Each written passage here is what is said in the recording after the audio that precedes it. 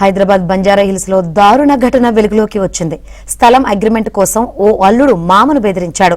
Banjara hills లోనే 3400 గజాల స్థలాన్ని తన పేరున రాయించుకున్నాడు.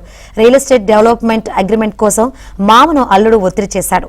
పోలీసులకు బాధితుడు ఫిర్యాదు చేయడంతో అల్లుడితో పాటు మరో 4గురిపై కేసు నమోదైంది.